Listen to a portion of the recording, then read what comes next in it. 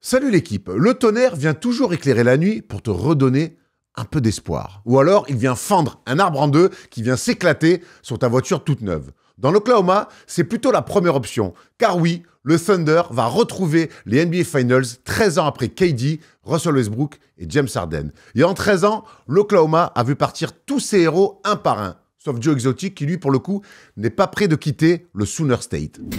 De moins 73, un soir de décembre 2021 à finaliste NBA, il n'y a donc qu'un pas et beaucoup de choix de draft aussi. Et la mutation de cette franchise est aussi spectaculaire que celle de Bruce en Caitlyn Jenner. Et ce n'est que le début, car en plus de rouler sur toute la ligue, ce roster a une moyenne d'âge qui pourrait lui permettre presque de jouer la Coupe du Monde U20. Inquiétant pour la suite. Le Thunder en finale, c'est une très bonne nouvelle pour tout le monde. Un MVP de 26 ans, un coach de 40 ans, ça pue le neuf chez le Thunder. Et même s'il a fallu acheter sur plan, la livraison finale est en train de nous en mettre plein les yeux. Reste quand même la dernière marche, la plus dure, la plus belle. Peu importe, j'ai quand même l'impression que sur ces prochaines années, la foudre devrait frapper plusieurs fois au même endroit.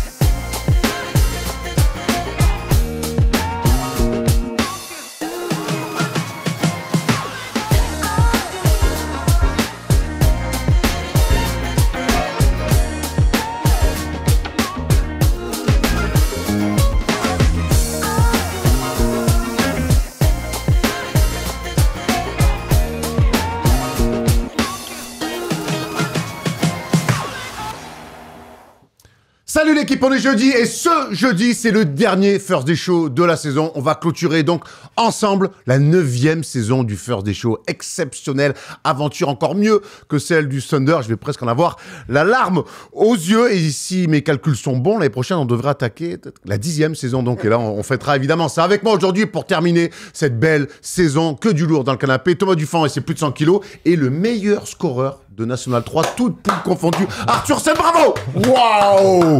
What a guy, what a performance! MVP! Gros, c'est sûr! Je ne veux pas minimiser cette perf. On y a joué en N3, on a fait des belles saisons en National 3. Les meilleurs scoreurs de toutes les poules de N3, c'est incroyable. Ouais, c'est cool. Et j'aurais jamais cru, quand je joue avec toi, t'as plein de qualités et tout, que tu sois un scoreur pur comme ça. Ah, écoute, on s'embellit avec l'âge et on progresse. Un match à 52 points, meilleur scoreur de toute la N3. Pas à 16 points par match, à plus de 22, plus de 22, c'est ça. Arthur, on peut officiellement dire que t'as une meilleure carrière qu'Erwan. On a plein de débats, on a plein de débats, lui et moi. Là, la set de meilleur score, c'est le Carmelo Anthony de la N3, le mec. Là, pour le coup, là c'est une bascule. Là, c'est une bascule. Je resterai dans mon cœur toujours un meilleur joueur que lui. Mais ça restera que pour les fans, en tout cas. Au moment de faire des tier lists, Arthur sera devant Erwan. Bravo, mon tutu, on est fiers de toi. On est très fiers de toi. Et pour ceux qui voulaient plus te voir dans ce canapé, je dirais pas les noms, en tout cas, ça valide n'importe quoi. Les haters d'Arthur, zéro. Il n'y a aucun hater d'Arthur, il n'y a que des amoureux. Beaucoup trop d'ailleurs, trop de gens qui... Il y a trop de gens qui t'aiment, comme dirait Hélène Ségara. Ça va les gars, on est en pleine bourre. En pleine forme. Bah grave, c'est une belle semaine pour nous, hein. Ouais, vas-y, toi. Allez, on va aller sur les annonces tout de suite parce qu'on a J'en ai marre de ces gens-là. T'es vraiment ce mec-là, tu veux pas me laisser profiter un peu? Mais profite, mais après l'émission. Après l'émission, on est là pour parler. Quand il y a un micro, toi, t'es toujours en train de là nous faire la propagande des Knicks, ils sont nuls, de l'OM, ils sont nazes. Jamais de l'OM. Et jamais du PSG. T'as une émission preview d'ailleurs que vous pouvez retrouver sur la chaîne FT Sport où on parle de cette finale de Ligue des Champions qui aura lieu samedi entre le PSG et l'Inter du Milan. Voilà, t'as ton moment pour parler. C'est bien, en tout cas, t'as acheté le maillot de l'Inter, je suis ravi, hein. C'est Erwan et milaniste maintenant. C'est vrai, t'es pas ce mec-là. Et en plus de Milan, je préfère toujours le Milan AC, moi. Je suis plus ma génération. Tu dis n'importe quoi. C'est vrai. Je vous laisse tranquille et laissez-moi tranquille. Voilà. C'est la moindre des choses. Les annonces avant de rentrer dans le sommaire de cette émission. Comme d'habitude, lundi, le Big Monday avec le NBA Classic Game. Encore une fois, on ne sait pas trop ce qu'on va mettre. S'il y a Game 7 ou pas entre les Knicks et les Pacers, évidemment, bonne blague. On commence toujours avec une bonne vanne. On mettra un match ou selon un autre. Mais en tout cas, quoi qu'il arrive, il y aura du très très lourd de 20h à 22h lundi dans le Big Monday. DAZN, les playoffs ont commencé en LNB aussi. Il faudra bien suivre ça. Et dès ce soir, 19h, Tom Servino et Tom Laroukis commentent Chalon-Asvel. Le match 1, c'était très très lourd. Chalon a deux doigts de faire un petit coup du côté de Villeurbanne. Donc match 2 ce soir à Chalon, la salle, comment on l'appelle là-bas? Le Colisée. Ah, ça c'est mes experts. Quand même. Respecte-nous, Erwan. Et celle du Mans, comment elle s'appelle? Pas trop. Antares. Allez, les experts. Et Cholet. La mairie. Et Nancy? Ça on l'a, le ballet des sports de Nancy, non? Non, c'est quoi déjà? J'y suis allé, j'ai joué en plus, c'est terrible. Oh bah là tu nous as eu. Gentil tout simplement. Oui, ils sont sympas les innocents, ils sont gentils. Et Marseille, c'est le palais des sports parce qu'il n'y a pas de salle. Des annonces encore à vous faire. Samedi, il y a la vidéo de la FAQ qu'on a fait lundi, on a bien rigolé d'ailleurs, qui sortira samedi dès 9h du mat. Donc voilà, pour vous filer en attendant les finales NBA, pas mal de contenu. Et dimanche, midi, comme d'habitude, nouvel entretien. Thomas, il y a Iliana Rupert qui est venue nous voir. Les filles sont aujourd'hui, depuis hier soir, à Brest pour continuer leur prépa face à l'Euro. Et Iliana, entre les 2 stages, est venue nous rendre visite et encore une fois, elle nous a régalé de son sourire déjà et de toutes ces histoires à raconter. Ouais, absolument. On a pu refaire sa saison qui était probante en Turquie. On a parlé de l'équipe de France, de son nouveau rôle de co-capitaine et puis de son évolution. Ce qui est trop bien avec Iliana, c'est qu'elle a plein de trucs à dire.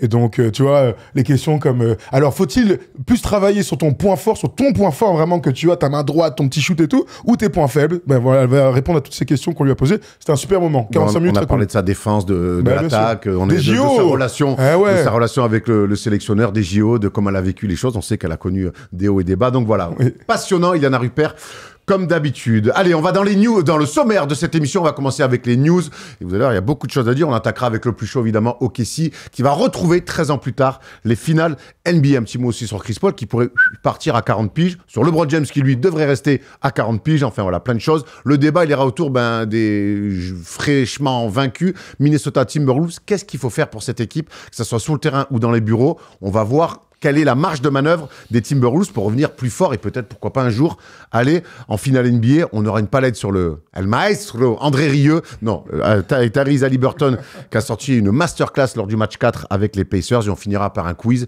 le dernier de la saison, qu'il faudra gagner, qui va valoir cher. On espère un Kelfac, on espère un Qui suis-je, où il n'y aura pas Pat Beverley, un dédicace à notre ami Aymen et sa blague dramatique. Voilà. Ah, cette génération, Erwan, ils nous surprendront. C'était quoi? Branleur. En gros, génération de branleurs. Tom est parti à Londres pour son anniversaire, donc tant mieux, on est content pour lui, et donc remplacé au pied levé par Aymen. Belle voix, beau sourire, bel homme. Voilà, tu vois, il a tout pour. Et il vient faire un quiz. Il est venu faire un one-man show. Il s'est cru au Jamel Comedy Club. Nous, quand on commençait des trucs, on était sobres, on essayait de bien faire les choses. Non, eux, le curseur, il est surtout vers les blagues, le gros frère. C'est les millennials, mec. Mais bien sûr, c'est millennials. Nous, on est des mecs marrants, mais naturellement marrants. Les blagues, c'est nous, génération Z. Les blagues viennent naturellement. Si t'es un mec marrant, et il est, en plus, pas besoin de forcer. Voilà. Ouais. Bref, en tout cas, on espère que ce quiz... Parce que c'est vrai que j'avais pas pensé, là, tu me remets ça. C'est le dernier de l'année. Si je perds, je suis triste. Très triste. Ah, celui-là, il va valoir cher de coup. Après avoir flambé là pendant des semaines, faut absolument que je gagne.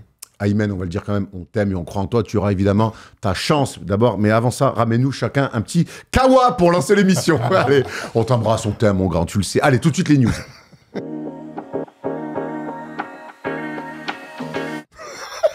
Allez, première news, on va ouvrir le bracket puisqu'on connaît le premier finaliste 2025 et c'est sans surprise le Thunder d'Oklahoma City qui a balayé, j'ai envie de dire, alors balayé non, ils n'ont pas soupé, gentleman sweep, comme on aime à dire, 4-1 dans un nouveau match archi dominé. Il n'y a vraiment pas eu de match sur son match 5 Montuture, ils les ont détruits, on l'a senti dès le début du match, le Thunder était en mission pour aller en finale. Ouais, dès le début du match, pas de surprise, je crois qu'il y a 24-9 au premier quart-temps. Lorsque tu bloques une équipe à 9 points au bout d'un quart-temps en 12 minutes sur un format NBA, c'est que tu as plutôt des très bonnes intentions défensives. Et en fait, j'ai juste l'impression qu'il y a une équipe qui était pas un pas, mais 2 pas au-dessus de l'autre. Et en fait, ils leur ont pas laissé de chance. Donc, bravo à Oklahoma. On avait peut-être des doutes ou on surcotait un petit peu la série par rapport à ce qu'avait pu proposer Minnesota face aux Lakers et puis sur le deuxième tour. Et par rapport aux difficultés, entre guillemets, qu'avait eu Oklahoma face à Denver. Mais il n'empêche que ça reste une bête d'équipe. Et en fait, ils font peur. Et aujourd'hui, qui sort de l'Est ? Je pense que pareil, il y a quand même au moins un bel écart sur le papier. Écoute, on verra ça, on fera une preview certainement lundi ou mardi midi en live. Suivez bien nous sur les réseaux. On dépendra du match au 7. On communiquera là-dessus. Voilà. L'un des grands gagnants de ces finales de conf, c'est le Thunder, mais c'est aussi Thomas Dufan qui nous avait dit que finalement, il relativisait beaucoup le parcours de Minnesota et tu pensais qu'ils allaient avoir du mal à matcher l'intensité et la qualité de jeu du Thunder. Bon, ben bravo mon grand, t'avais tout vu. Ouais, je suis même un peu déçu parce que moi, je suis là... Non, mais on est là pour voir des séries serrées, pour voir des matchs serrés. Et le constat de cette série, c'est qu'il y a eu un seul match serré. Même la victoire des Wolves, c'était de 42 points. Donc le match bascule aurait pu être le match 4 avec un retour de Minnesota. Mais non, même dans un money time, et c'est la grande progression, la grande leçon de ces playoffs, c'est que dans un money time, OKC semble intouchable. Là, le match d'hier, évidemment, on va très peu en parler parce qu'ils les ont absolument détruits de la première à la dernière minute. Je disais à Erwan pour rigoler tout à l'heure, la première minute 30 de jeu, on savait qu'elle allait avoir un blowout. C'est quand même dommage quand le basket dure 48 minutes. Donc, ils ont mené 3-0. Bravo, hein, Minnesota mené 3-0. Puis après, ils se sont fait rouler dessus. Ils sont trop en confiance, trop puissants, trop sûrs de leur force, trop forts en défense, trop profonds. Shai Gilgeous-Alexander est beaucoup trop fort lui aussi, bien secondé par Jalen Williams. Bref, ils sont sur un nuage. Ils font un run exceptionnel. Et ça me fait aussi dire quand même à quel point même les 3 meilleures équipes de la conférence Ouest, en fait, étaient les Clippers, étaient les Nuggets, et donc sont le Thunder qui devrait, a priori, être champion NBA si tout va bien. On se souvient qu'on avait fait un bilan de Denver, et en fait, c'est vrai que Denver, c'est l'équipe à l'Ouest qui aura le plus accroché, voire faire bégayer le Thunder, alors qu'ils étaient, avec toutes les blessures qu'il y avait, un Nikola Jokic qui avait été un petit peu très bien défendu. Ouais. Ça met aussi beaucoup de crédit à ce qu'a pu faire au parcours du Thunder, qui n'est évidemment pas fini. Le Thunder, on voulait ouvrir avec, évidemment, on va en reparler lundi dans la Libre Antenne ou mardi midi pour un spécial live preview des finales, parce qu'on a évidemment beaucoup de choses à dire, mais on attend de connaître un petit peu l'adversaire pour voir les match-ups, tout ça. Shai Gilgeous-Alexander est MVP des finales de conférence. C'est la première fois depuis 2016 qu'un MVP de la saison régulière atteint les finales. Ce serait la première fois depuis 2015. Les deux, hein, c'est Steph Curry. Regarde les stats. Regarde, bah oui, c'est pour ça que je me dis, attends, on va pas parler de notre gars sûr. 31 points, 5 rebonds, plus de 8 passes, ça c'est une stat ultra importante, 45% au tir, il était très fort en défense, très bon à interception. C'est évidemment le MVP logique, on a vu de l'émotion, on a vu les mots de Marc Daigneault aussi, avec le jeu des serviettes, où il a dit, ce sont des idiots, mais ce sont surtout des super compétiteurs. C'est une équipe avec une alchimie exceptionnelle, le public nous régale, tu vois, d'être habillés tous de la même manière, à pousser son équipe. Non, franchement, on avait des doutes sur l'équipe. De moins en moins à chaque match de playoff. Exactement. Quand je parlais de progression, c'est ça, moi, qui m'impressionne. Chaque joueur connaît sa partition parfaitement, mais les leaders ont été leaders dans les moments les plus importants, là où, par exemple, Anthony Edwards et Julius Randle ont complètement failli de leur mission sur cette finale de conf. Donc, vraiment, je les imagine avec le plein de confiance et avec, pourquoi pas, une série qui pourrait être courte en finale NBA. En fait, Tutur, ce qui est fou avec le Thunder, quand on y pense, c'est qu'ils ont exactement rempli le contrat par rapport à leur saison régulière. Ils sont exactement là où on les attendait et on se dit, et on est presque surpris de ça. Ouais, on est surpris parce qu'en fait, on les avait pas vus arriver jusque-là par le passé. Et en fait, à chaque fois, chaque année, pour chaque joueur, pour chaque équipe, on a toujours ce doute-là. Lorsqu'on a des attentes, est-ce qu'ils l'ont déjà fait par le passé? Pourquoi ça n'a pas marché? Et on peut avoir des doutes. Moi, le gros doute que j'avais par rapport à cette équipe, c'était leur leader, Shai. Voilà, avec le Canada, il avait été bof en quart de finale contre l'équipe de France. L'année dernière, il avait au global des bonnes stats lorsqu'ils sont éliminés, mais à certains moments, il n'avait pas su élever son niveau de jeu. Finale du In-Season Tournament, pareil, il n'avait pas été top et était passé à côté de sa finale. Et donc, moi, le gros doute que j'avais pour cette équipe-là, c'était ce leader, c'était Shai. Donc là, je sais qu'il reste une marche et on peut encore avoir des doutes, mais là, au global, il m'a quand même énormément rassuré. Il commence pas très bien, je sais pas si vous vous rappelez, contre Memphis, où il passe un petit peu à côté en termes d'adresse, etc. On se dit, bon, bah en fait, il est porté par l'équipe, mais est-ce qu'il va pouvoir passer ce step? Pour l'instant, il y est arrivé, et là, les finales de conf, il a été maestro, il a été parfait, et là, moi, je suis plus qu'en confiance pour cette équipe-là. Mais alors, de toute façon, qui a été mauvais du côté du Thunder? Certainement pas Jalen Williams aussi, qui est fantastique. Certainement pas Chet Holmgren, parce que personne n'est passé au travers. Et il y a un mec dont on parle peu, donc on va d'abord aller sur Jalen Williams, qui est un second couteau fantastique. Moi, vraiment, je vois en lui dans l'impact. Alors, dans le jeu, j'aime beaucoup le comparer à Scottie Pippen, mais au plus ça va et au plus je trouve que c'est le cas, des stats monumentales, et puis surtout cette manière de jamais se cacher, les tirs qu'il met tout au long de ses playoffs, ultra important. C'est un mec qui défend très fort aussi, capable d'aller sur les meneurs, sur les postes 2, sur les postes 3, sur les postes 4. C'est aussi, lui, l'âme un peu de cette équipe. Ouais, bien sûr. Il beaucoup plus vocal que Shai, par exemple. Ouais. Puis, ce qui est surprenant pour le coup pour lui, c'est que c'est un très jeune joueur. C'est un très jeune joueur. Troisième année. C'est sa 3e année. C'est qui le daron de l'équipe, de toute façon? C'est qui le plus vieux? C'est Caruso. Ouais, Caruso, l'expérience, mais Shai après quoi. C'est un daron c'est un daron dans ce dégage. Je parlais d'âge pur, là. Bien sûr, mais c'est un daron dans l'âge. Mais Jalen Williams, c'est surprenant qu'un joueur aussi jeune soit aussi fort en tant que lieutenant. Parce que, regarde, vraiment, la comparaison avec Julius Randle, c'est pas les mêmes joueurs, c'est pas les mêmes histoires, c'est pas le même vécu, pas la même alchimie et tout ça, mais quand ton gars numéro 1 est bien défendu, Ouais, c'est au numéro 2 de mettre les gros tirs. Et Jalen Williams, il a mis un paquet de tirs dans ses playoffs à 45 dans les moments importants, les dernières minutes des matchs qui comptent. Donc ouais, ils sont ultra rassurants parce que leur progression mentale d'abord, elle est fantastique et puis elle se traduit sur le terrain. Dans les moments, ils se cachent absolument jamais, t'as raison. Et puis c'est une équipe, il n'y a pas un mec qui est nul en défense. Il n'y a pas un gars sur qui tu peux faire l'impasse. Donc ça en rend une équipe, qui sera a priori championne. On a parlé de Jalen Williams, j'aimerais que tu me parles de Chet Holmgren. Moi, je trouve qu'on on en a peu parlé sur ses playoffs. Il est un peu dans l'ombre, entre guillemets, mais derrière Shai. Tu peux le dire, il est dans l'ombre. Hein. Ouais, bah oui, il est. On parle jamais de lui en premier. Je trouve que lui aussi, dans ses playoffs, crescendo, il monte. Et là, il fait une finale de conf de très haut niveau. Mais complètement. Tu sais, tu as beaucoup de joueurs, notamment des jeunes joueurs, qui, pour pouvoir rentrer dans leur match, rentrer dans des séries ou se rassurer, ils ont besoin de mettre des points et de se rassurer en attaque. Lui, il est tellement fort défensivement, il a tellement peu de pression, parce que c'est la 3e ou 4e option, on peut en débattre, de son équipe, qui rentre toujours défensivement dans ses matchs. Et vu comme il est incroyable, et vu comment la défense, elle est étreintante, bah écoute, il est toujours bon. Et en attaque, à chaque fois, il prend pas 20 tirs. Hein. Il prend 12, 13, 14 tirs. Il joue hyper propre. Il est que dans sa zone de confort. Et il est incroyable. Franchement, je vais pas dire que c'est un game changer parce que tellement l'équipe est forte. J'ai pas cette impression-là en tout cas. Moi, je pense que défensivement, déjà, c'est un game changer. Oui, mais ce que je veux dire, c'est que... Bon, bref, au global, c'est mon sentiment. Mais en fait, il est tellement... Il est trop fort, en fait. Après, il fait des trucs qu'il faisait... plus ou pas. Je me souviens, on l'a découvert ce mec-là en high school, il driblait. Quand il est arrivé en NBA, bon, en plus il est revenu de blessure, il était plus dans le collectif. Là, je le revois au large. Tu vois que c'est un mec qui a pris une confiance depuis son retour de blessure et il fait des trucs où en fait ça devient, on sait qu'il est souvent comparé à Victor, ça reste un mec de 2-16 qui est capable de shooter à 3 points, qui va en rebond offensif, qui met des... C'est un joueur générationnel. Ah ouais. C'est un joueur... On l'avait presque oublié en fait, c'est ça que je suis en train de te dire. Je sais pas si on peut aller jusqu'à oublier, sa blessure. Et par Victor, par la comparaison avec Victor. Mais en tout cas, ce qui est sûr, c'est que dès qu'il a commencé à jouer, on sentait bien qu'il venait combler un manque. Donc, sa taille, son sens du compte, sa défense, bien sûr, mais sa capacité à détruire tous les mecs en 1 contre 1. Quand tu as des joueurs aussi forts que Shai Gilgeous-Alexander, que Jalen Williams, on peut en citer plein d'autres, avec des extérieurs aussi forts que ça lui donne des couloirs de 1 contre 1, en fait, où tu peux rien faire contre un mec comme ça. On le sent bien. Le nombre de dunks qu'il a mis là sur Nasrid qui se laisse tomber, tu vois, sur des speed moves où il finit comme ça. Dribble. Exactement. Et s'il rajoute à ça son adresse, sachant qu'il est en bout de chaîne et qu'il n'y a aucun play qui est annoncé pour lui, bah ouais, ça rend cette équipe totalement indéfendable. Et c'est pour ça que sur le truc de game changer, pour moi, c'est un énorme game changer. Comme les Caruso, comme les Hartenstein par rapport à l'année dernière. L'apport de ces 3 mecs-là qui n'existaient pas, bah, forcément, ils jouaient pas. Soit blessés, soit pas dans l'équipe. La différence de standard que ça amène à cette équipe des 2 côtés du terrain, bah, ça les rend juste imbattables, en fait. Tout simplement. On en est là, hein. En tout cas, imbattables, à l'heure actuelle. En tout cas, pour l'instant, pour la saison régulière et les 3 premiers rounds de play, les 3 premières semaines de playoff, ils sont imbattables. Maintenant, on verra, il y a encore une finale.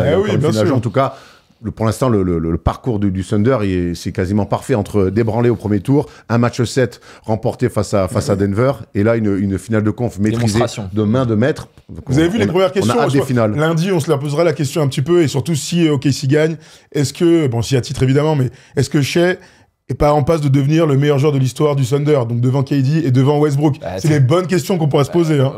Déjà, à partir du moment où tu as un titre, frérot... Non, mais c'est un titre, c'est assez évident, mais...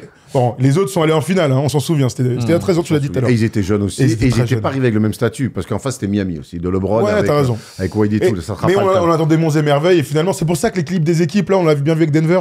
Quand vous êtes prendre. faut prendre. Absolument, faut prendre. Exactement. Et puis, ils vont avoir les questions contractuelles qui vont arriver et qui vont faire changer possiblement beaucoup de choses. Exactement. Tout à fait. Il me semble, on me murmure dans l'oreille, parce qu'on a des infos inside, qui serait peut-être sur le meilleur scoreur de National 3 pour la saison prochaine. À voir avec mon agent. Un deuxième Français dans l'équipe?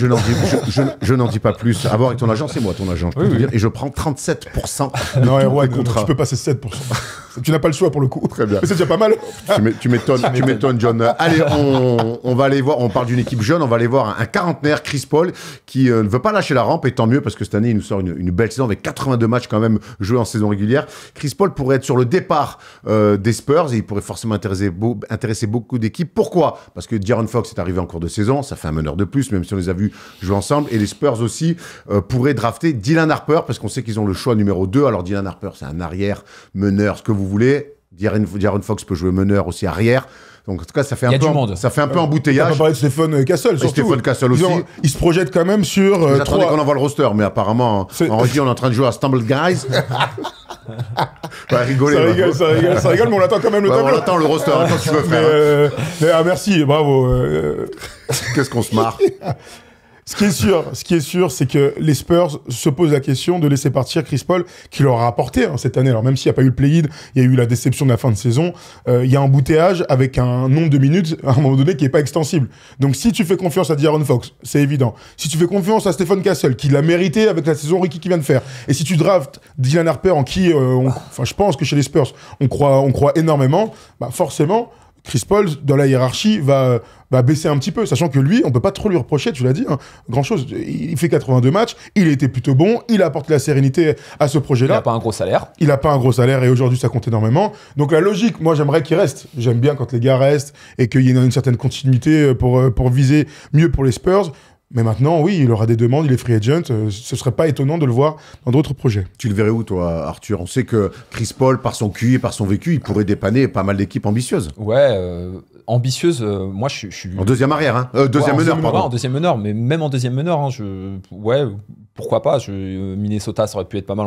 Il n'est pas moins bon que Mike Conley aujourd'hui. Il n'est pas moins bon que Mike Conley, effectivement. Beaucoup, hein. Mais bon, je sais qu'on parle de lui à Portland, donc oui, pourquoi pas. Effectivement, en deuxième meneur ou en à troisième. Dallas, on en parle aussi. Ouais, Dallas, il pourrait être pas mal. Après, voilà, il a 40 ans. Je pense que les attentes autour de Chris Paul, ça va être surtout sur effectivement du mentorat pour les jeunes arrières. Oui, c'est de l'ajout, mais on a vu qu'il pouvait jouer encore, hein, quand même. Ouais, Mais après, tu lui files 15, voilà, 12, 15 minutes. Tiens, le mec peut jouer. Les attentes sont là. Faut pas aller plus loin. Il a 40 piges. C'est un joueur magnifique. Mais bon, aujourd'hui, voilà, ça sera un petit ajout pour peaufiner un effectif. Tu vas pas construire autour de Chris Paul. Mais bon, on a besoin de le dire. Bah non, je suis d'accord. Les gros rosters ont toujours des mecs sur les fins de carrière avec des contrats minimum. Tu vois, quand on pense aux Celtics, les machins des années 2010 ou les Lakers ou le Heat de Miami, il y avait toujours des mecs... des Oriens. Des Oriens, absolument, au contrat minimum, qui essaient de chercher une bague. Après, quand tu regardes sa carrière, ça fera quand même beaucoup de clubs s'il commence à bouger. Et on va pas se mentir. Il est plus à ça après. Ouais, je pense qu'il est plus à ça après. Pas de sa fin de mais carrière, même quand tu parles des top 5, top 10 meilleurs meneurs de l'histoire et que tu vois qu'un gars comme Chris Paul a fait, je sais pas, 10 franchises. Je trouve que ça fait... Après, gros, il est pas loin. Il doit pas être loin. Hornets, Clippers, Rockets, Thunders, Golden State, Warriors. Il nous en manque un, non? Spurs, ça fait 7. Je sais pas, moi je... Bon, bref, je trouve que ça fera un peu beaucoup. C'est l'histoire du gars. Bon, ok. Il y a un autre rien, ce qui lui devrait rester, et lui, par contre, son salaire, il est pas petit, c'est LeBron James qui va opt-in une belle saison à plus de 50 millions de contrats. Il se met royal, pépère, et donc il ne devrait pas tester la free agency. Et Thomas, quelles sont les conséquences pour tes Lakers chéris? Vas-y, d'accord. Non, mais c'est relou parce que LeBron n'a plus rien à prouver. Les 52 millions, il les mérite. Il est All-Star et All-NBA Second Team. Donc c'est un joueur à contrat max, il n'y a pas de doute là-dessus. Le truc, c'est que LeBron est milliardaire et LeBron nous parle, dans sa narrative, parle souvent d'un nouveau titre, d'une chance d'aller chercher un nouveau titre. C'est quoi la meilleure manière pour aller chercher un titre pour LeBron aujourd'hui? C'est de baisser son contrat et puis d'aller s'entourer de pivots, de tout ce qui manque aux Lakers aujourd'hui. Le signal envoyé aujourd'hui, c'est non, moi je continue à penser que je suis l'un des meilleurs joueurs de la NBA, et puis je fais un fuck à l'idée d'un projet qui nous amènera au titre avec tous les changements dont ils ont besoin. Donc moi, je suis très frustré. Encore une fois, il le mérite, il n'y a pas de souci. Mais quand tu as 41 ans, que tu es milliardaire, vas-y, envoie le signal de vas-y, prends tes 15-20 millions là. C'est pas les stars NBA ne vont pas dans ce sens-là ces dernières années. Ça, on va voir le roster des Lakers pendant qu'Arthur, vas-y, prends la main. Non mais on est d'accord. Mais là on peut pas faire. Je pense que LeBron James, on peut pas faire ce comparatif par rapport à d'autres anciens joueurs, etc. C'est LeBron James, comme tu dis, il est milliardaire. Moi je pense que c'est sa dernière saison. Vous savez que c'est mon gars, je l'aime et tout. Frérot, fais un effort. Merci. Frérot, fais un effort. T'es putain de milliardaire. Gros. Attends, puis quand vous dites faites un effort, c'est va pas prendre 12 millions non plus. Non, même pas 12 millions, mais juste divise par deux, prends 30. Ben oui. Prends 30, tu te rends compte la marge que ça dégage. Regarde, on voit que ça. On a remarqué ces dernières années que empiler des superstars à des contrats max, pour l'instant, ça marche pas. On regarde les finalistes de conf. À chaque fois, c'est pas ça. Et le Thunder en est le meilleur exemple. Ils ont construit par des jeunes, c'est peut-être un petit peu différent ou autre. Là, en l'occurrence, on sait ce qui manque aux Lakers. Et on sait que ce manque-là, ou en tout cas, on a des pistes, ces manques-là, on va les avoir avec du cap et avec du cash en plus. Donc, s'il te plaît, LeBron, marque l'histoire une nouvelle fois. C'est ta dernière année, je pense.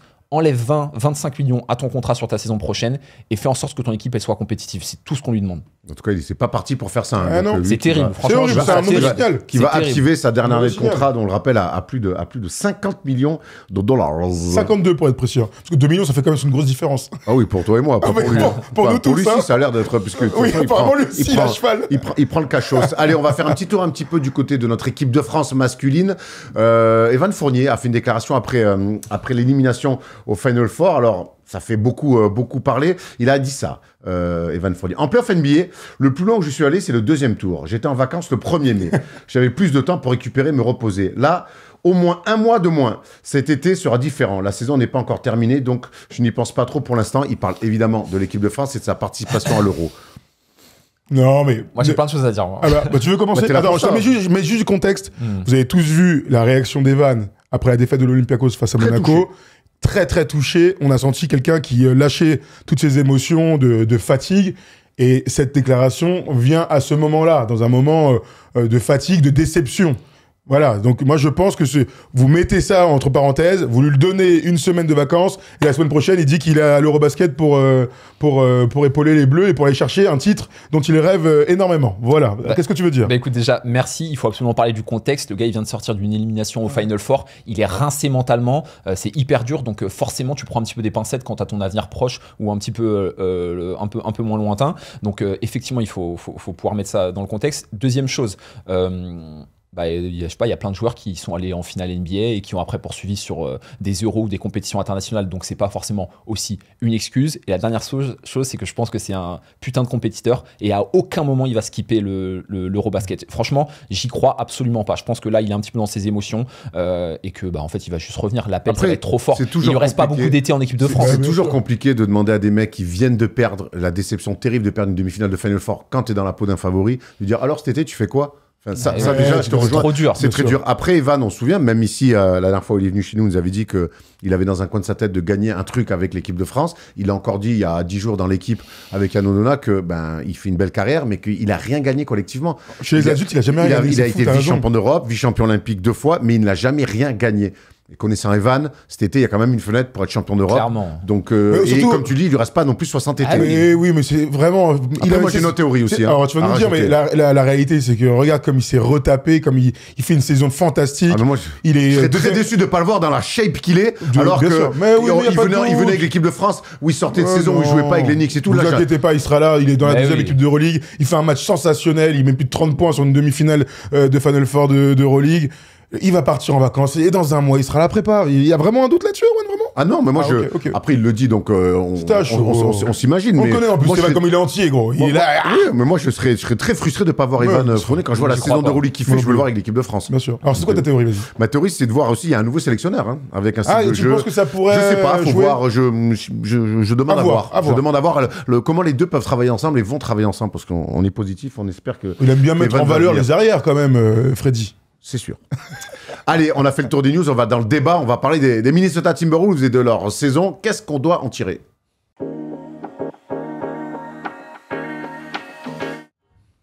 Minnesota a donc échoué pour la 2e année d'affilée en finale de conférence, mais ça reste quand même une belle performance pour n'importe quelle franchise de NBA de faire 2 finales de conf d'affilée. On va essayer de tirer un bilan de Minnesota. Il y a l'image un petit peu de leur saison. C'est très dur de se dire, de faire un bilan de cette équipe-là. Honnêtement, en préparant l'émission, je me dis, mais on va aller vers où? Vers du positif? Oui. Parce qu'il y en a. Oui. Tu fais une finale de conf pour la 2e année consécutive. Oui, c'est positif. Maintenant, il y a pas mal de manquements, de choses, une usure aussi avec le coaching. Quel est votre premier ressenti sur cette saison de Minnesota? Vas-y, Thomas. Faut être positif. Parce que c'est le meilleur cycle de l'histoire de la franchise. Ils ont connu en 2004, on s'en souvient, avec Kevin Garnett, et Latrell Sprewell, avec Sam Cassell, une finale de conf. Et on se souvient, nous, on l'avait vécu, à quel point c'était important pour cette très jeune franchise. Là, ils font 2 finales de conf consécutives. Donc, c'est la meilleure équipe, sous Anthony Edwards, de l'histoire de la franchise. Donc, c'est positif de retourner en finale de conf. C'est pas rien. Combien de fois on a parlé entre nous de se dire les mecs qui arrivent pas à passer le cap de la demi-finale. Je pense évidemment à Joel Embiid. Je suis très frustré aussi parce que cette finale de conf de la conf Ouest, elle est chaque année ultra déséquilibré. Ça fait combien de temps qu'on n'a pas eu un match 7 en finale de conf? Une série un peu disputée. Donc il y a eu les 2 finales, là, parce que Dallas l'année dernière, mais Denver Lakers il y a 2 ans, il y a eu 4 matchs serrés, il y a eu un sweep à la fin. Donc ça fait longtemps, ça fait une dizaine d'années qu'on n'a pas des matchs un petit peu enlevés dans une jungle de la conférence Ouest. On se disait tous, ça va être impossible de sortir, ça va être très compliqué. En fait, la lecture, elle est simple. Hein. Les mecs, ils sont tous cramés, les Lakers, blessés pour Steph Curry, et donc ça donne des boulevards pour certaines équipes comme celle des Wolves, qui me semble être vraiment, vraiment loin d'un titre. Parce que je suis positif, oui, sur les résultats bruts, mais je suis très négatif aussi sur, en fait, ce qui leur manque, c'est énormément de choses pour un jour atteindre la finale NBA et encore plus être champion NBA, ce qui est le titre. C'est l'objectif de tous les joueurs, évidemment, et toutes les stars comme Anthony Edwards. Arthur, vu le tunnel que vient de faire Thomas, on doit rendre l'antenne désormais. Merci à toi. Salut, à l'année prochaine. J'étais dans mon car, j'étais content. Non, mais le constat brut, c'est qu'effectivement, ça reste positif parce que tu sors de 2 finales de conférence à l'Ouest et que c'est pas facile. Moi, je trouve que c'est une très bonne équipe, assez complète, et que là, il y a de la frustration parce que tu perds sur un gentleman sweep, comme tu disais tout à l'heure, 4-1, mais tu perds contre une bête d'équipe. Moi, j'ai le sentiment que Oklahoma est une meilleure équipe que Dallas l'année dernière, et que, oui, tu perds 4-1, mais que c'est un petit peu difficile. Il faut pas aussi oublier qu'on est sur un petit marché, que c'est une équipe qui a perdu son 2e meilleur joueur l'été dernier. Et volontairement, pour faire du cap, pour gagner un peu d'argent. C'était un choix qui était avant tout économique, rappelons-le. Mais ça n'empêche que ça amène des gros chamboulements. Cette équipe avec Chris Finch et avec ta star Anthony Edwards, ils ont réussi à bien travailler, et pour un petit marché, arriver à avoir ces résultats-là, c'est sûr que c'est positif. Non, mais regarde, OKC, c'est un petit marché aussi, et ils vont finir champion NBA. Alors oui, mais sauf que Indiana, c'est un petit marché, et a priori, ils vont aller en finale. C'est aussi, tu vois, mais tu peux pas. On va aller là-dessus. Non, mais pourquoi pas? C'est intéressant. Pour moi, il y a une grande. Il y a 4 équipes, il y a 3 petits marchés. Il y a une grande différence, Thomas, avec les exemples que tu viens de citer sur ces petits marchés. T'as raison. C'est qu'aucune des équipes comme Indiana ou OKC, ils tradent leur 2e meilleur joueur l'été pour dire on va faire du cap. Donc ça, la lecture, en fait, pour l'instant, et je rejoins Arthur sur le fait de cette équipe-là, elle fait une finale de conf, alors que cet été-là, elle dit on paye trop cher en salaire, on bazarde notre 2e meilleur joueur de l'équipe. On en parlera pour OKC dans 2 ans. Exactement. C'est pas le même cycle, mais on en parlera. En fait, une équipe qui finalement a plus d'ambition d'avoir un salary cap un peu plus simple à gérer, plutôt qu'avoir des résultats sportifs, alors que tu sors d'une finale de conf, je me dis tu refais finale de conf derrière. C'est un exploit en fait. Le premier truc c'est bravo. Ben oui, bien sûr. Bravo. Mais grave. Bravo. Alors qu'en fait vous avez des mecs dans les bureaux qui vous disent non mais attends, nous la finale NBA, le titre tranquille, on va d'abord réduire quand même le cap. Et derrière tu fais aussi bien que la saison d'avant. Avec Julius Randle. Voilà, donc déjà grand bravo. Déjà grand bravo. Si tu fais ce qu'on disait nous au début de la saison, on disait oh là là, mais alors déjà il va pas rester, et puis ça casse un petit peu les objectifs communs de titre et tout. On disait wow, ils vont jamais aller en finale de conf, et t'arrives à y aller. Donc là je te rejoins complètement. C'est une saison très positive, quel que soit le chemin. Il n'empêche qu'il y a beaucoup de regards, et notamment ils sont souvent cristallisés autour d'un joueur, c'est Anthony Edwards. Et Anthony Edwards, qu'est-ce qu'on pense de sa saison? On l'a beaucoup entendu, on l'a beaucoup vu, il a beaucoup fait parler, Anthony Edwards. Voilà les stats en finale de conf, il est à 23, 7 et quasiment 5, c'est pas mal. Les pourcentages au tir sont corrects, sauf à 3 points où là il y a un vilain 30%. À l'image de l'équipe et de la franchise, elle est dure d'analyser cette... Moi, le seul truc qu'il faut analyser là-dedans, c'est le 23 ans. Ouais, merci. 23 ans, c'est super jeune. On l'a déjà dit plein de fois. LeBron. Personne ne veut condamner Anthony Edwards. Ouais, non, mais voilà, en fait, juste je parlais pas de vous, mais qu'au global, on commence pas à mettre des doutes sur Anthony Edwards une nouvelle fois. Faut dire ça à Steve Bayless, qui l'a détruit. Il appelle donc Ant-Man, il appelle Kantman. Il a détruit complètement. Tu n'es pas ce gars-là. C'est clair. À 23 ans, il a encore 12 ans de carrière, le mec. Je pense que c'est largement ce gars-là. Oui, forcément, tu es au plus haut niveau. Tu joues contre des superbes équipes qui sont très bien coachées. Bref, on va pas revenir dessus. Forcément, à 23 ans, tu n'es pas un joueur fini. LeBron, il gagne en 2012, il a 27 ou 28 ans. Jordan, pareil. C'est difficile, les gars. Il faut juste qu'on remette les choses dans leur contexte. Steph a 27 aussi. 23 ans, Anthony Edwards, ils n'auront pas mieux. Tu peux faire ce que tu veux. Tu peux repasser par la draft et tout. Il faudrait un miracle pour que tu aies un meilleur joueur ou quelqu'un au moins de ce calibre-là. Donc, ne remettons pas en question le niveau et le talent d'Anthony Edwards. Laissons-lui un petit peu de temps, et je suis sûr que ça va le faire. Je suis tout à fait d'accord avec toi. Mon lancement, le fait de vouloir parler d'Anthony Edwards, c'était pas remettre en question que ça soit le numéro 1, qu'il faut construire autour de lui. On peut aussi analyser sa saison et ses finales de conf, où moi, par moment, et encore une fois, c'est comme ça qu'il apprend, mais quand il prend 13 tirs par match, sur un match, quand il prend 3 tirs sur une mi-temps, ça m'a un peu gêné. Donc, c'est très up and down encore, comme un mec de 23 ans. Mais vas-y, on va dépasser le cadre de l'âge. On attend un peu plus d'Anthony Edwards sur des finales de conf. À terme. À terme, oui. À terme, c'est comme ça que t'apprends. On a parlé pour Jason Tatum, qui lui aussi s'est cassé les dents en finale de conférence, puis en finale NBA en 2022, tout le monde lui est tombé dessus. Tout ça pour finir par gagner 2 ans plus tard. Donc, dans l'apprentissage de ces joueurs-là, c'est normal. Bien sûr que quand tu analyses les matchs, il y a la déception. Parce qu'il a été très irrégulier. Parce qu'il a été le meilleur shooter à 3 points de la saison régulière, en tout cas en termes de volume. Et qu'on arrive en playoff, et il nous a fait des 0 sur 11. Hier, il fait encore 1 sur 7. On n'a pas reconnu le Anthony Edwards ultra dominant, mais ça, il faut donner surtout du crédit à OKC, à sa défense, et à Caruso, à Kayson Wallace, à Jalen Williams, parce qu'ils lui ont fait une guerre terrible. À l'image des Wolves, à l'image de Julius Randle, quand ils ont été dominants contre les Lakers et contre les Warriors, il a été lui. Même s'il y a eu des hauts débats, il a été lui, on l'a reconnu, il était bon dans le playmaking, on a trouvé de l'adresse, il a eu des pointes au scoring exceptionnel, et puis dès qu'en face, c'était beaucoup plus fort, bah là, on a malheureusement vu tous ses travers, donc des moments qu'on n'imaginait pas, donc ces moments-là où, ouais, pourquoi tu tires pas, pourquoi tu te planques, tu vois, ou pourquoi t'es effacé, ouais, ça peut arriver dans une carrière, malheureusement. Il y a eu des comportements, tu vois, si tu rates des tirs, tu rates des gros matchs, tu rates des money time, ça pour moi, ça fait partie de l'apprentissage normal d'un mec de 23 ans. Quand il est effacé, là, Mais quand il est effacé... Là, ça m'interroge plus. Et encore une fois, je vais certainement pas aller dans le fait de est-ce qu'on doit remettre en question qui il est et ce qu'il doit être. Pas du tout. Mais il y a eu des moments, je me suis dit, mais pourquoi? Qu'est-ce qu'il cherche? Même lui, j'ai l'impression qu'en fait, qu'il se cherche encore. Évidemment, moi je trouve que sa grosse marge de manœuvre et sa grosse marge de progression, c'est pas forcément sa sélection de tirs, mais c'est prends pas 50% de tes tirs à 3 points. Le match où il prend que 13 tirs, j'ai regardé, il prend que 6 tirs à 2 points. Au bout d'un moment, t'es Anthony Edwards, t'as un bête de premier pas, t'es surathlétique, tu dois aller chercher des lancers francs et tu dois aller chercher de l'agressivité proche du cercle. Et prendre la moitié de tes tirs sur un volume aussi faible à 3 points, je trouve que c'est beaucoup trop important. On avait ce débat aussi avec Victor dans d'autres considérations, mais un gars comme lui, sur un format playoff, il doit prendre à minima 10 ou 12 tirs lorsque ton équipe est dans le dur, à 2 points, à aller chercher des fautes, à aller essayer de monter au tomard et à constamment agresser l'équipe. Moi, je trouve qu'en tout cas, il a une grosse marge de progression dans ce sens-là et ça s'est vu au global sur toute la finale. L'une des grandes... Oui, tu veux dire en tout cas, lui, à la fin de la série, il a été interrogé. Il était plutôt cool. Regardez ce qu'il a dit après l'élimination. Je ne sais pas pourquoi les gens pensent que ça devrait faire mal. Bon, quand même, c'est excitant pour moi. J'ai 23 ans et j'ai encore plein d'occasions. Je suis plus déçu pour Mike Conley que pour moi. Je vais bien. Il est détaché, mais comme le sont les très hauts athlètes, t'arrives à désacraliser des défaites. Il n'y a rien de choquant dans cette déclaration. Bien sûr, donc je suis pas choqué. Moi, tu sais, quand je pense à Anthony Edwards, le joueur, donc vraiment sur son profil, je pense que à terme, donc dans 2 ou 3 ans, on va avoir une évolution d'un mec qui aujourd'hui est un vrai poste 2 et qui joue tous ses ballons, balle en main, face au jeu, en partant de loin. C'est normal, il a un super dribble, c'est un super shooter et c'est une bombe athlétique comme tu viens de dire, donc un gros slasher.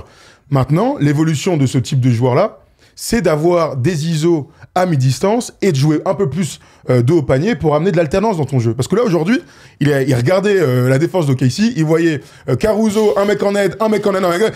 Bon bah, comment je vais faire, tu vois? Alors que si tu arrives à dominer sur d'autres aspects, sur d'autres endroits du terrain, tu vois, s'inspirer de ce qu'a fait Kobe, ce qu'a fait Jordan, Melo, Kevin Durant, il a tout en magasin pour avoir des fadeaway, pour avoir un petit peu de jeu post-up, qui t'amène des fautes un peu plus rapidement et qui t'amène aussi des prises à 2 si t'es dominant là-dessus, pour des passes ultra simples pour les coéquipiers. Shai Gilgeous-Alexander, meilleur exemple. Et tu t'économises. Shai Gilgeous-Alexander, meilleur exemple, il a tous les endroits sur le terrain où il domine. De face en tant que combo, un peu plus de haut panier. Évidemment, il est trop fort pour aller chercher des fautes. Anthony Edwards, dans son évolution de joueur, il y a faire un petit peu plus comme Shai. Tu parles d'évolution pour Anthony Edwards, l'évolution de cette équipe, la suite en tout cas de cette équipe, comment on la voit, qu'est-ce qu'on fait en fait, parce que tu fais une finale de conf avec un choix qui était fort de lâcher entre Karl Anthony Towns, tu fais une deuxième finale de conf. Tu fais quoi cet été en fait pour essayer d'améliorer cette équipe-là? Pour moi, il y a beaucoup d'éléments. Sachant qu'ils vont pas casser la tirelire. Hein. Oui, ils vont pas casser la tirelire, mais malgré ça, pour moi, ils ont largement de quoi faire. Alors effectivement, tout ce qui va être cristallisé, je me sens énervé là. ça va être autour du secteur intérieur. Tu bombes le torse et ça me rend tout chose. Ah désolé mon gars. Et Rudy Gobert. Pas mon tuture, hein. Mais putain, le relou.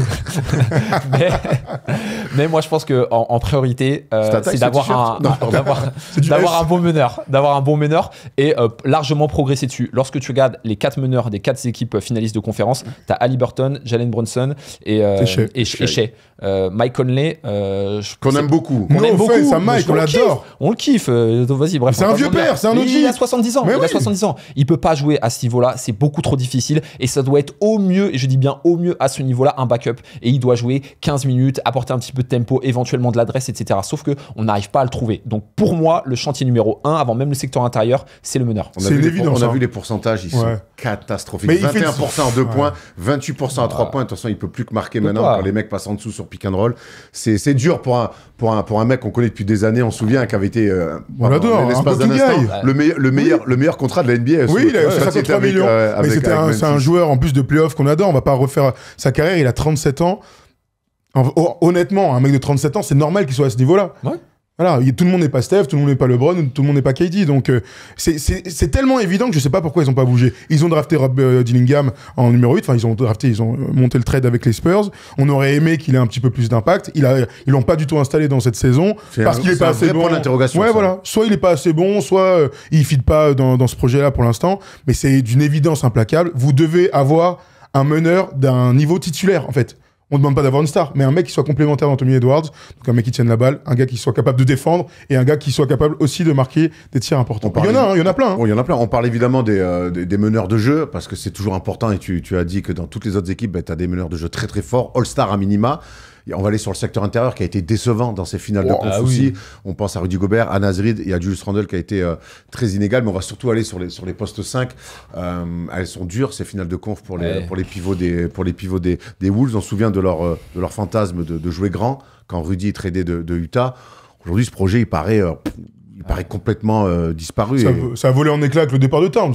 Aussi, mais t'as Naz Reid quand même. Donc, oui, mais bon. Aujourd'hui, donc, Rudy était venu pour jouer grand. Aujourd'hui, je me pose la question de Rudy dans cette équipe-là, dans cette volonté de jouer ce basket-là. C'est la limite. C'est l'énorme limite. On se cache pas. Il a pas le niveau d'être un pivot titulaire d'une équipe qui t'emmène en finale NBA. À 40 millions. À 40 millions. Et ouais, ou 37, je sais plus combien il a. Mais... Il est à 40, l'année prochaine, il passe à 35. Ok, bon, bah, voilà, il a pas le niveau. Offensivement, c'était beaucoup trop faible. Alors oui, on s'est rassuré par rapport au dernier match aux Lakers, etc. Donc beaucoup d'orgueil, bref, un super match. On n'est pas là pour remettre en question, mais c'est juste que son passage sur les Lakers, mais c'est juste que là, aujourd'hui, en 2025, il est trop limité. Et si on parle d'une équipe et on a envie de trouver les ajustements pour qu'elle puisse progresser, on a parlé des meneurs. Le deuxième point, pour moi, c'est largement Rudy Gobert là, et c'est beaucoup trop juste. Le problème de Rudy Gobert, c'est qu'on connaît ses qualités et ses défauts, sans aucun doute. Il n'a pas été bon, même sur le run des playoffs, il n'a pas été excellent. Il pâtit trop du fait qu'il n'ait pas de meneur de jeu performant. Ça, vraiment, on peut détruire Rudy si on veut. Si vous voulez, allons-y. Hein, dans les commentaires, je vous vois déjà arriver. Mais aujourd'hui, tu peux pas avoir Mike Conley, 37 ans, et Rudy Gobert dans un 5 pour aller en finale NBA. Si tu as un bête de meneur de jeu, qui soit bon passeur, qui aille chercher Rudy, qui soit une menace sur pick and roll, moi, je pense que Rudy peut encore être bon. Il peut encore rendre des services à ce niveau-là. Clairement. Là, aujourd'hui, ils ont deux faiblesses d'attaque. Ils ont deux mecs. Tu peux mettre Hey, Rudy, on te laisse tout seul. De toute façon, tu vas pas marquer, t'attrapes pas la balle. Et vas-y, Mike Conley, on va te laisser tout seul aussi. On connaît l'axe 1-5 au basket. Ah, Même mais si le alors là, basket bien sûr. change, Oui. moderne, 1-5, c'est Mais oui, bien trop sûr. dur. Donc là, à un moment donné, et Naz Reid, je vais le mettre dans la corbeille aussi. Naz Reid, on l'aime beaucoup, etc. Là, au bout d'un moment, tu es centré seulement sur ton tir extérieur et sur un côté du terrain. Le message qu'il envoie pendant ses free agent, il est free agent. Le message qu'envoie Naz Reid pendant ses finales de conf, il est terrible, je trouve, pour ses coéquipiers. Il est que dans lui, moi, le tir à 3 points, gna gna gna gna. Et il refuse toutes les extra passes. Franchement, c'est terrible. Il y a 2-3 fois, Anthony Edwards, il était comme ça. Des fois, il les a mis et tout. Mais oui, comme tu dis, il est archi irrégulier. Et au bout d'un moment, tu as envie de stabilité et de continuité. Donc oui, on pinaille, on peut paraître dur. Mais là, on parle vraiment du très très très haut niveau. Et les switches pour pouvoir te faire passer d'une équipe finaliste de conférence à une équipe potentiellement championne. Et Naz Reid, comme tu dis, c'est un bête de joueur. Il est 6e homme de l'année et tout. C'est un magnifique joueur. C'est un super joueur. Bah oui. Mais tu peux pas être irrégulier à ce niveau-là, à ce moment-là. Quoi. Et ça remet encore une fois l'adversité de ces playoffs. Ils ont joué contre une équipe qui avait Dorian Finney-Smith en pivot. Et ensuite, ils ont joué contre Trey Jackson-Davis, Kevin Looney, machin, sans Steph Curry. Bon, bah, voilà, leur vrai niveau, très honnêtement, c'est des demi-finalistes de conférence. S'ils étaient tombés contre les Clippers, je pense qu'ils auraient perdu. S'ils étaient tombés contre les Nuggets, ils auraient perdu. Le Thunder, j'en parle même pas, puisqu'ils se sont fait éclater. Donc voilà, et le secteur intérieur devait être, tu viens dans les clés, ils doivent s'imposer, ils doivent pas perdre la bataille du rebond, blablabla. Ils se sont fait détruire par Chet, par Hartenstein. En fait, ils ont joué leur jeu. Ils ont joué leur jeu, voilà. Ils ont pas changé leur line-up de la série, et ils les ont détruits. Terrible. Du coup, cette équipe, comment vous la voyez autour d'Anthony Edwards? On rappelle, Anthony Edwards, il a 23 ans. On peut pas le condamner. Et toi, de toute façon, tu es patient avec lui. Hein. Ah bah oui, bien sûr. C'est ce que tu nous as dit hier sur la Wina TV, sur Clutch, évidemment. Attends, il a 23 ans, qui fait 2 finales de conf. En fait, il est dans les pas des plus grands joueurs de l'histoire. Alors si on attend qu'ils aillent tout le temps en finale, 35 points par match et qu'ils gagnent, bon, bah, on sera toujours déçus. Parce qu'en fait, c'est ça l'apprentissage. Qu'est-ce qu'on aurait dit dans Clutch avant 1991 pour Michael Jordan? On l'aurait détruit, le mec. Et il se fait sweeper. Et machin. Mais oui, c'est à 27 ans qu'on attend qu'il soit au meilleur niveau. Ils ont 23 ans, les mecs. On attend quoi, en fait? Qu'est-ce qu'on attend de ces gars-là? On se rend bien compte que pour être champion NBA, il n'y a pas de superstar très très jeune. Ça n'existe pas. Ah oui, c'est vrai. Il n'y a pas de superstar très très jeune. Mais je mets au défi tout le monde là, dans le chat de nous trouver un MVP des finales très jeune qui ne jouait pas avec le Shaq. Ouais, pensez à ça, vous verrez. Ah oui, parce que vous allez me dire D-Wade et vous avez raison. Il joue avec Shaquille O'Neal l'année d'avant, il est deuxième au MVP. Vous allez me dire Kobe, il n'est pas MVP des finales, mais il est avec Shaquille O'Neal qui détruit tout le monde. Et pensez à ça et vous allez voir que, en fait, ils sont dans l'apprentissage le plus normal. Un dernier point pour se projeter sur ce qui pourrait se passer côté Minnesota cet été, c'est le coach Chris Finch. Alors, des fois, j'ai l'impression que offensivement, ça manque d'idées, qu'ils ont besoin peut-être autour d'Anthony Edwards de mettre un peu plus de variété. Il n'empêche que tu as un coach qui t'amène 2 fois d'affilée en finale de conf et en plus tu fais un trade où tu le prives de son deuxième joueur, il arrive quand même à avoir encore des résultats comme cela. Qu'est-ce qu'on fait avec Chris Finch? Moi, je poursuis.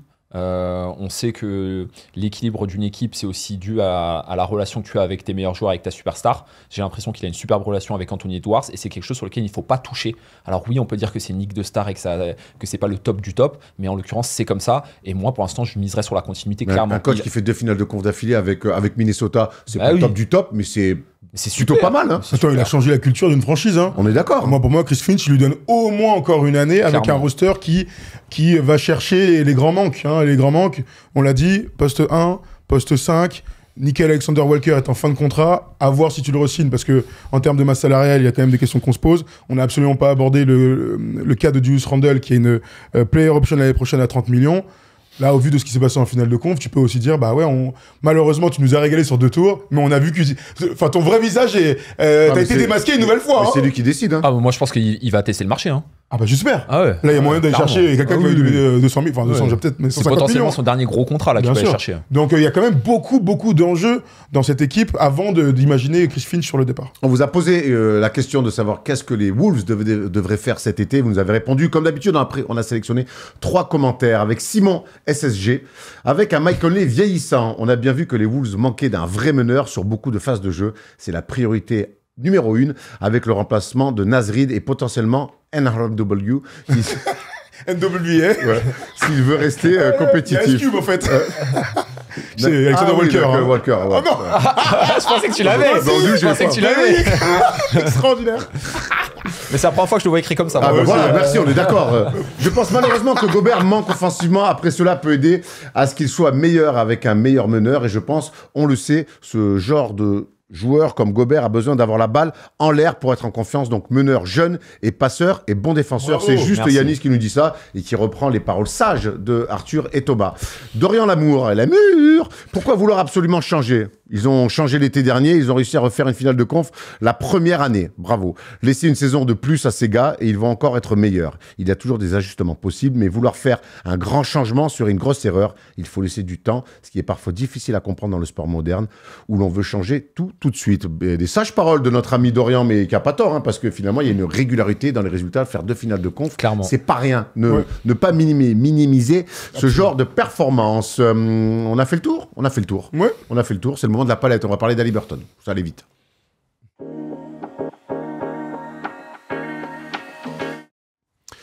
Il est en train de nous faire l'amour sans préliminaire, redit Omer da Fonseca. Haliburton réalise des finales de conférence monumentales et avec notamment un dernier match d'exception, un triple-double avec 0 ballon perdu. Thomas, on voit ses stats, victoire 130-121, victoire importante pour Indiana du coup qui refait le break dans cette série et qui mène désormais 3-1. Et on a eu envie par la palette, Thomas, de revenir un petit peu sur les prises de risque prises par Haliburton et en même temps le contrôle qu'il peut avoir sur le jeu. Normalement, quand tu fais 15 passes décisives et 0 paire de balles, c'est que tu es sous contrôle. Et il est clairement dans ce jeu up-tempo joué par les Pacers. On y va tout de suite, 2 actions cette semaine avec, vous allez le voir, hein, du passing game et des passes laser à la Magic pour cette première action. Belle défense d'Enix, j'ai hâte qu'on en parle un petit peu après. Déjà la projection toujours hein, dans ce match donc face à New York, la projection des 5 joueurs, cette volonté de courir toujours, c'est Aaron Smith là-bas qui va dans le corner, qui court comme un fou. On se place bien aussi, ça c'est important, remplir C'est ce qu'on a appris au baby basket. Personne n'était au baby basket, mais vous m'avez compris. En tout cas, en centre de formation. Et regardez cette magnifique passe pour Siakam qui s'était bien planqué. Je me demande où est le 5e des Knicks là d'ailleurs. C'est incroyable. Il doit demander une faute. Passe exceptionnelle. On parle de 15 passes décisives, de prise de risque. Mais quand on réussit des comme ça, ouais, magnifique, regarde. Ah, t'es très bon, bravo Léo. C'est tout ce qu'est aujourd'hui Tyrese Haliburton. Au-delà du côté scoreur, son passing game est fantastique à pour aller trouver des paniers faciles. Oui, c'est un magnifique passeur. Il est capable de mettre des 30 pions, mais on a presque l'impression qu'il est meilleur passeur que scoreur. Tu vois, c'est très dur. Il est bon dans les deux. Voilà, il est très bon dans les deux. Moi, ce que j'aime bien, et on sait qu'on a besoin... Les joueurs neutres, c'est chiant, en général, quand on sait ce qu'ils font, toujours monter là, les pouces ballons. Là, on a un mec qui a, dans la prise de risque, dans l'équilibre, c'est très bon. On sait qu'il y a des joueurs qui prennent beaucoup de risques, c'est pas toujours très rentable. Westbrook, par exemple. Westbrook, t'as raison. Lui, dans sa prise de risque, c'est ultra, quasiment toujours rentable. Et c'est ça que j'admire chez lui, c'est que t'es capable de jouer avec un énorme pace, de prendre des risques dans les lectures, dans les passes de pick and roll, on va le voir sur l'action d'après, et de faire des matchs à 0 ballon perdu en finale de conf. Ça, c'est une stat incroyable, hein, honnêtement. Ouais, c'est le premier dans l'histoire à faire 30, 15... Enfin, un triple-double avec 15 passes décisives et 0 perte de balle. Incroyable. Ouais, non, bah écoute, rien à dire. Hein, c'est un espèce de meneur double menace, comme tu dis. On sait pas quel est son point fort. T'es obligé de faire une impasse si t'as envie de défendre, entre guillemets, correctement. Et il arrive toujours à trouver des solutions. Donc, bravo à lui. Après, il faut pas sous-estimer la confiance qu'il arrive à développer hyper rapidement parce que ce genre de passe-là, elle reste quand même mine de rien risquée. Et il la prend. Donc, confiance totale. Bravo à lui. Deuxième action, on ouvrira le débat après sur la série, évidemment. Allons-y tout de suite. On reste sur le passing game de notre ami Tyrese Haliburton. Ça, c'est les passes travail en entraînement par les meneurs avec un peu de QI de basket. Ouais, sauf que là, c'est une superstar qui le fait face à, normalement, une très très bonne défense. Double écran là, enchaîné, regardez, pour démarquer Tyrese Haliburton, espèce de fausse panique, parce qu'en fait, ça c'est notre ami Tony Bradley qui a ressurgi sur le terrain totalement improbable. Il est bien défendu, Tony Bradley, par Mitchell Robinson. Josh Hart fait un pas, c'est le bon choix, puisqu'il va éviter le alley-oop. Mais dans ces cas-là, les très bons meneurs de jeu ont toujours un temps d'avance. Petit passe, petit teardrop. Non, une skip passe à l'opposé. Naismith était bien bloqué pour le coup aux têtes de raquette. Pour notre ami Andrew Nembhard, qui lui aussi, hein, bien sûr, si Coquin. Indiana va au bout, et je dis va au bout, va chercher le titre, il aura le droit à une belle statue à Indianapolis. Ouais, bon coquin, Nembhard. Non, mais en plus, tu vois, ce que je kiffe, c'est que là, c'est d'une justesse incroyable. J'aime beaucoup l'entrée avec double pick and roll. C'est vrai que c'est pas un Spanish, mais on y retrouve les mêmes ingrédients. Et puis, c'est dans ce basket moderne où il y a beaucoup de possessions, où finalement, les pertes de balles ont moins d'importance qu'il y a 10, 15, 20 ans, où tu perdais la balle, c'était les coachs hurlaient. Ben, même lui, dans ce basket d'ultra possession, où on enchaîne, eh ben, il arrive toujours à faire 0 balle perdue. Et là, pour moi, ça, c'est la lecture du meneur de très haut niveau. Est-ce que Arthur, toi, t'es bluffé par le niveau d'Haliburton? Hier, on se posait la question, est-ce que c'était le meilleur joueur de ces playoffs? Évidemment, avec SJS, il se tire la bourre, mais t'en dis quoi? Je suis pas bluffé du niveau dans le sens où les actions, je suis pas non plus choqué, ça reste impressionnant, mais moi c'est surtout la confiance qu'il dégage et qu'il arrive à insuffler sur toute son équipe. C'est surtout ça moi qui m'impressionne. Je te dis une nouvelle fois, lorsque tu vois ses actions, j'ai pas l'impression qu'il a un killer crossover ou qu'il a un move qui lui soit propre et qui permet de mettre toute la défense à l'envers. Step back. Le step back dans le money time, il l'utilise vraiment. Oui, d'accord. Oui, c'est vrai. Il l'utilise, mais voilà, c'est pas son signature move en tout cas. Mais moi, c'est surtout la confiance et effectivement la justesse avec laquelle il joue, qui dénote un petit peu avec les actions de grand éclat dont on a l'habitude de voir, notamment chez les porteurs de balles. Ce qui est fou, c'est que son tir n'est pas clean. Pourtant, c'est un joueur ultra clean dans son jeu. Évidemment, quand tu fais 15-0, mais tu vois tout ce que fait. Il a exactement. En fait, je pense qu'on se rend pas vraiment compte, en tout cas peut-être les gens qui suivent le basket de loin, mais souvent on parle de ratio perte de balles et passes décisives. Tu vois, on dit que si t'es à 6, donc si tu fais une dizaine de passes décisives et que t'es à 2-3 pertes de balles, c'est déjà très bien. Quand t'es dans des ratios à 15-0, je sais même pas si ça existe. Parce que normalement, il faut faire 15 et 1 pour faire 15. Là, il est à 100% d'action positive. En fait, il a un niveau d'excellence presque rarement vu dans l'histoire de la NBA. Et donc, d'ajouter ça au résultat collectif des Pacers, on est peut-être en train de voir l'un des plus grands runs de playoffs pour un meneur de jeu. De l'histoire de la NBA. Je suis assez d'accord. Et on s'en rend pas assez compte, je trouve. Après, il faudra toujours digérer et tout, tu vois. Ça, mais comment ils détruisent la conférence Est, là. Et pour ça, il faudra d'abord aller en finale NBA. Pour ça, il faut gagner un autre match. Il y a un match ce soir entre les Knicks et les Pacers. Retour au Garden. Les Knicks sont clairement dos au mur. Comment va cette rencontre future? Parle-nous-en. On sent quand même les Knicks très dominé sur cette série, tactiquement notamment. Ouais, dominé, mais là, moi, je crois à la réaction d'orgueil. Ils ont perdu 2 matchs au Garden. Franchement, c'est bête, hein. Indiana, franchement, c'est une meilleure équipe. Là, ils nous l'ont prouvé, il n'y a pas de souci. Mais franchement, je vois pas New York perdre chez eux 3 matchs d'affilée comme ça. Donc, s'offrir une nouvelle chance d'aller à Indiana pour gratter un match 7. Clairement, moi, c'est ce que je vois. Bah, moi, c'est ce que j'espère. Et c'est ce que j'espère parce Ouais. que Ah, c'est la NBA, c'est bon, frère. on a envie de voir, des matchs, c'est voilà. un peu voilà, serré. c'est Là, ça. moi, les 3-1-3-1, je suis ultra frustré. Alors, les fans des Pacers ou de KC, bon, bah, vous avez raison de dire, mais non, ça se passe bien et tout. Mais nous, on est là pour voir des matchs coup près, des On va voir le money Garden time. s'enflammer, Ouais, bien vas-y, sûr. voilà. Mais bon, quoi. s'ils font 0-3, au bout d'un moment, tant pis pour eux, rentrez chez vous et puis allez chialer à Cancun, hein, tu vois. Après, honnêtement, perdre 2 matchs pour commencer une série à domicile, en général, tu t'en remets jamais. Criminel, On l'a vu. On l'a vu, de toute façon, toutes les stats vont. Indiana va passer quoi qu'il arrive. Je serais très surpris qu'il y ait un match 7. Voilà, si on devait se projeter, ça voudrait dire qu'ils perdent 2 matchs d'affilée alors qu'ils sont au-dessus. Ce serait un sacré craquage, même si on a vu qu'il était capable, sur une mi-temps du match 3, d'être très, très, très suffisant. Bon, avant de parler du match 7, on va regarder les cotes du match 5 chez nos amis de Winamax. Et elles sont, on imagine, à la faveur des Knicks. La cote à 2,55 d'Indiana. Arthur, elle te chauffe ou pas? Ouais, c'est pas mal. Hein, C'est lui qui a parié parmi les 72% des gens qui ont parié Non, pour même Indiana. pas. Attends, faut y aller là. Hein. Même pas. Mais ouais, non, bah, c'est pas mal. 2,55, c'est énorme. Tu mets combien, toi? Non, mais moi je mets. Là, franchement, tu sais, sur la série, à chaque fois qu'on le faisait dans Clutch, les Pacers étaient pratiquement toujours outsiders. Bon, bah, Ouais. sur 4 matchs, t'es très gagnant si tu joues Très 4 fois gagnant. les Pacers. Grave. Donc là, je pense qu'il faut suivre la logique d'aller sur les Pacers avec cette cote à 2,55. Vous avez vu la cote chez nos amis de Winamax. Et si vous voulez jouer avec nous, ben ça se passe comme ça.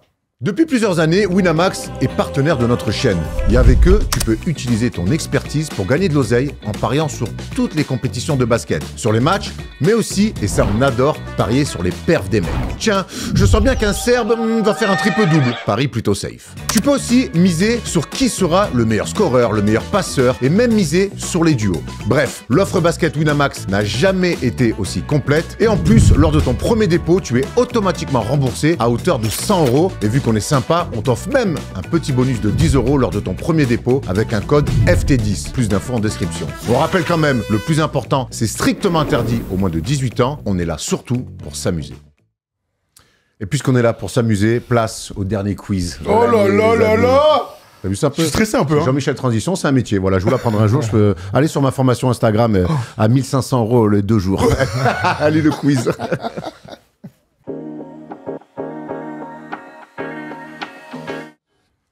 Allez, qui dit fin de saison dit dernier grand quiz de l'année, dernier grand quiz dans ce Thursday Show. J'espère que vous êtes chaud parce qu'il est très costaud. Allez, Vraiment là. haut. J'espère. Vraiment haut. J'espère. Vraiment un gros truc.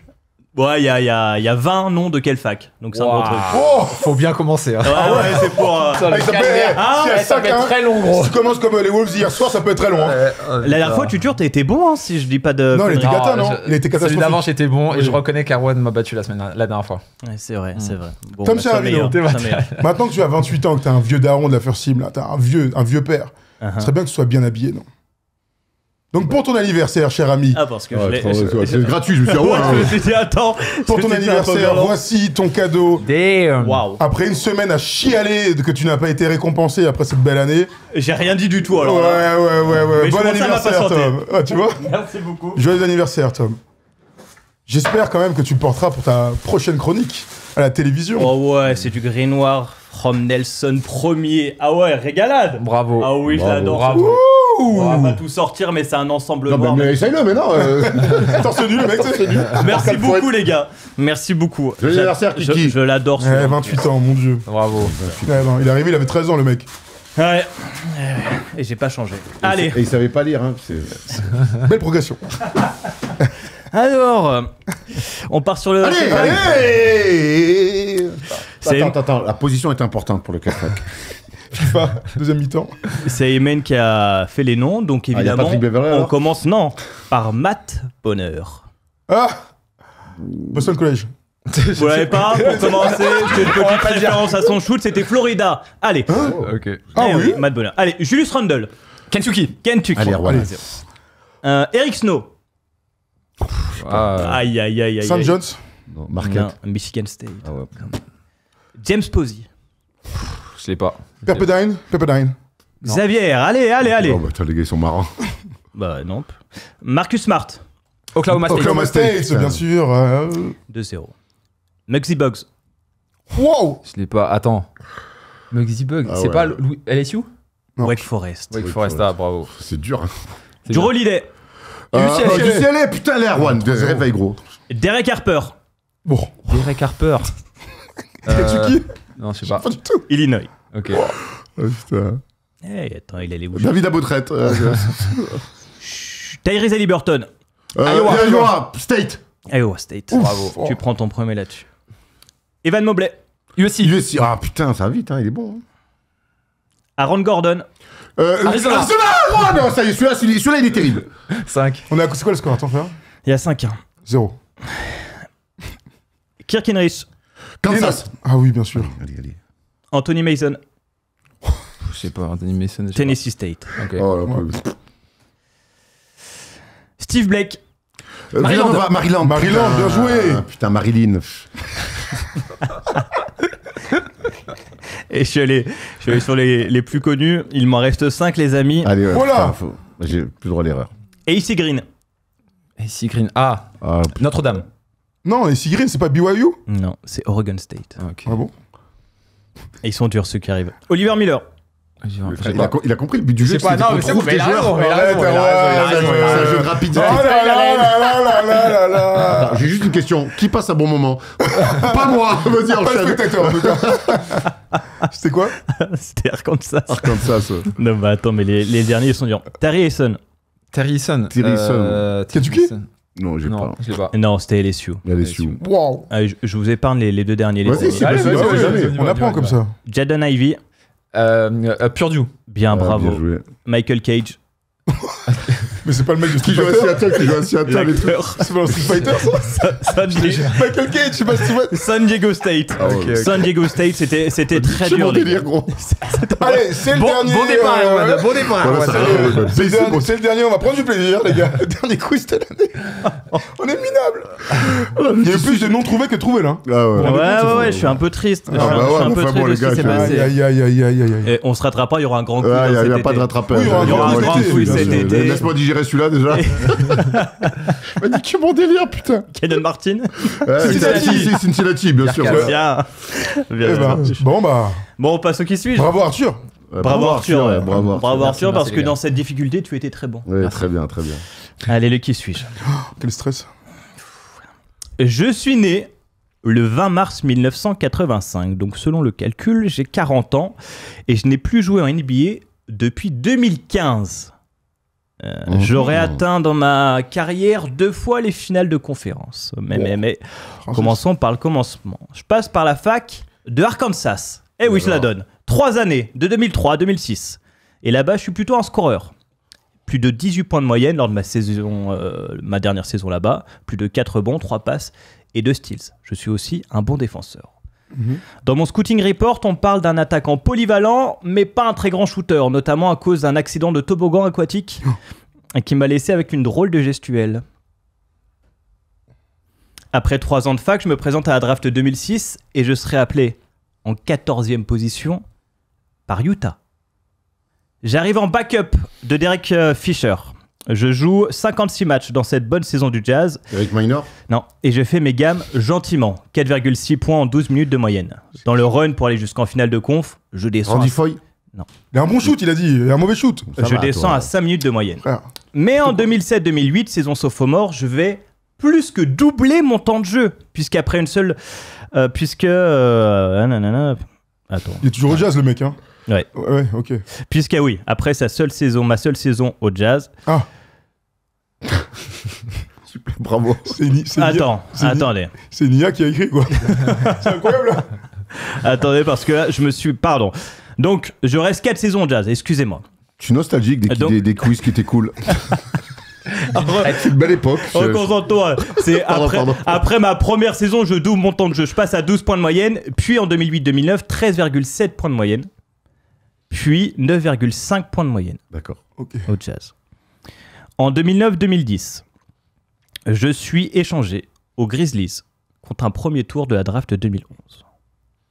Mais vous allez vous souvenir de moi en 2010-2011, puisque je profite de mon statut d'agent libre pour signer chez les Chicago Bulls. Je l'ai pas du tout, c'est qui ce mec? J'y reste 2 saisons avec mon numéro 11. Je l'ai. Ah, tu es là? Ouais. Ah, comment il s'appelle? Lucas, c'est le fils Lucas, là. Non, non. Pas Je John me Lucas re- 3. John Lucas 3. Nous sommes en 2010-2011, la saison MVP donc de Derrick Rose. Et moi, je suis en sortie de banc. Si Watson, mais non. Mais oui. Dans Mais le non, run pour mais aller en non. finale de conférence, je joue 16 Ronnie minutes Brewer. en moyenne. Bah oui, Ronnie Brewer, Brewer, bah ça oui. part ici. Le gars costaud, c'est la haine. Il est meneur. Il est pas du tout meneur, Non, c'est un arrière. non, il est arrière. J'étais sûr. Par contre, Derek Bravo, Fisher bravo, et tout. bravo, bravo, Après, bravo. j'avoue que. Backup de Derek Fisher, il est meneur alors. Il y a Deron Williams à l'époque au Jazz. Et il D'accord, mais joue à côté. backup. Ah, ok, bon. Ouais, Ok. ça va. Allez, Bravo. Deron Williams Salut, et Derek bravo, Fisher. salut, jouent merci, ensemble. merci. Là, Ronnie Merci. Brewer, bravo, bravo. Pas merci à tout le monde, mais merci à vous de nous suivre en tout cas. Pas merci à tout le monde, mais merci quand même pour nous avoir suivis sur cette deuxième saison du First Day Show. Je vous cache pas qu'on va forcément changer des choses pour la saison prochaine. Il a la haine. et il a la défaite mauvaise. Mais pas du tout. J'ai vécu ce que tout le monde a vécu. Et il y a 80 000 témoins qui nous regardent. Parce que c'est ça, surtout le First Day Show, c'est une grande famille. Donc vous faites partie parce Bravo, que vous êtes Thomas. de plus en plus nombreux à nous suivre. Voilà. Et même s'il y a des gens qui doivent des fois quitter la famille, c'est pas grave. Merci à tous. Merci à Tom. Merci à Léo. Merci à Paul, évidemment, qui réalise toutes les jeudis cette émission. Merci à Jérémy. Merci à Imen. Merci à toi, Tutur. Merci à Steph, à Thomas Laroukis. Merci à Théo de Rivers. Merci à toi, mon Toto. Et puis voilà, on se retrouve Merci à pour toi, l'année Juan. prochaine pour une 10e saison du First Day Show. Évidemment, on va fêter ça. On se régale. Ne prenez pas tout premier degré. On s'amuse, on se chambre. Voilà, c'est pour ça. À jamais. Il se fait enculer quand même. Hein. C'est pas moi qui l'ai dit, mais je le pense très fort. Allez, on se retrouve lundi pour le Big Va Monday. falloir Ciao, ciao, biper. l'équipe. La fac de Victor Hugo, bon, c'est bon.